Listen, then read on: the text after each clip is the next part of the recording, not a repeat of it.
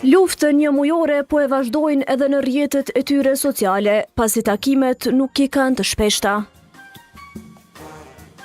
Që nga shkurti drejtori i shërbimeve publike, Bekim Brestovci, top temë në postimet e tij i ka për kryeshefin e kompanisë rajonale për mbledhjen e mbeturinave, pastrimi Petrit Reqica.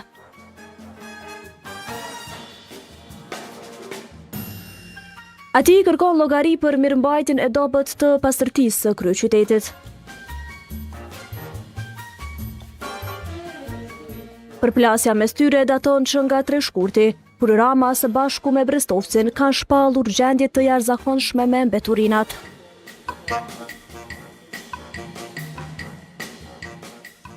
Kjo ndodhi pak ditë pas ndryshimit të rregullorës dhe mbarimit të kontratës me operatorin Alko Impex, i cili për një vit i ka mbledhur mbeturinat e qendrës së qytetit.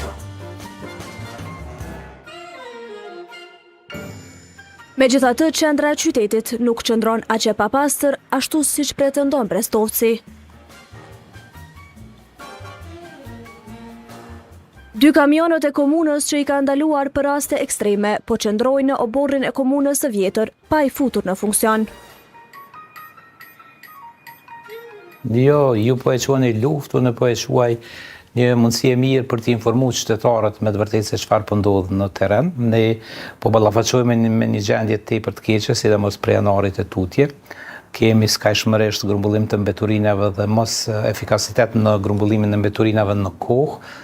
Gjithherë unë kam pas ankesa për mos përgatitjen teknike të kamionëve të cilët ndërmarrja pastrimi ka pas në operim. Ne shpeshherë shohim që atyre ju rrjedh vaj kamionëve sepse janë të stërvjetruar, shpeshherë shohim edhe rrjedhje të lëngta të mbeturinave në vendet ku ata ndalojnë, në lokacionet ku ata ndalojnë për t'i marrur mbeturinat, dhe kjo ka qenë gjithherë edhe një vërejtje të cilën qytetarët shpeshherë dhe na i kanë thënë drejt për së drejti, sepse janë grumbulluar mbeturinat, mirë po kemi pastaj gjurmë ose të bajrit të motorit të atij kamioni ose të lëngjeve, pastaj të cilat janë presu në atë pjesën e mbrapshme të kamionit. Brestovci thotë që e ka thirrur në takim kryeshefin Reqica, por ai nuk ka pasur interes që të takohet. Jo nesër, po të isha në mundësi të nderin do e jepja qysh dje, sepse ju e dini që ne me datë 3 të muajit shkurt kemi shpall gjendje emergjente për shkak të situatës së krijuar.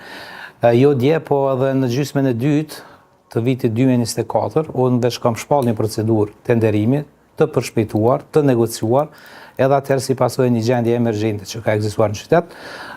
Unë i kisha bu apel kryeshefit pastrimit që në vend që të mirët me analizat të tilla, për të cilat edhe ai e din që janë veç tashëthimet të tij, do duhet i përveshej punës dhe mos na jepte arsye neve që të bëjmë procedura tenderimi, sepse ne në asnjë formë nuk kërkojmë asgjë tjetër përveç që prishtinën ta kemi të pastër.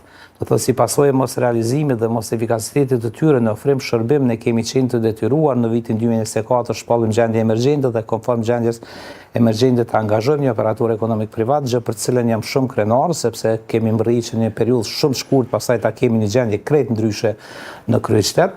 Neve na është përkeqësuar prap gjendja, sepse operatorin ekonomik privat nuk e kemi më në operim. Në anën tjetër, ndërmarrja pastrimi përkundër faktit që ka inkasuar hyra shumë të larta gjatë vitit 2024 sesa në vitet paraprake. Sipas burimeve të kohës, arsyeja pse Reqica ka refuzuar takimin është kontrata të cilën komuna ja ka paraqitur pastrimit. Në kontratë thuhet se për shkak të makinerisë së dobët të ndërmarrjes, komuna mund të kontraktojë edhe operatorë të tjerë për grumbullimin e bërllokut. KMDK që nga 7 marsi do t'i mbyll dyert për pastrimin për t'i hedhur mbeturinat. Për këtë gjë, kryeshefi Reqica lë fajtor komunën. Çka ne po e shohim një tendencë është nga komuna e Prishtinës të bllokohet bartja e mbeturinave në deponi dhe të negociohet një operator privat dhe t'i lejohet operatorit privat ta bëjë zbrazje në deponi.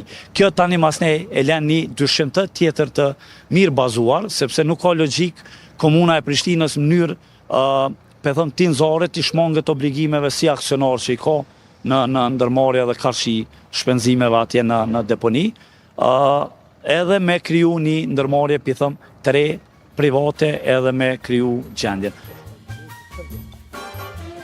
A ngrit dyshime se komuna po tenton ta fusë një operator të njohshëm, të tyre duke eliminuar kështu pastrimin.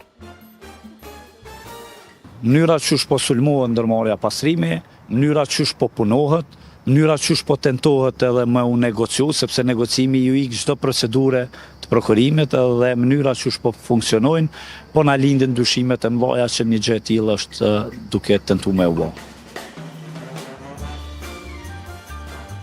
Rregulloria është ndryshuar në dhjetor të vitit 2024 në Asamblejën e Kryeqytetit.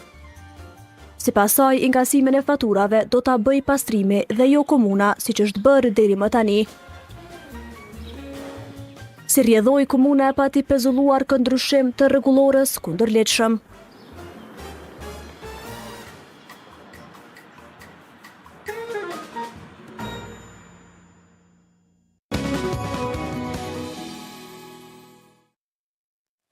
Edhe tunelit e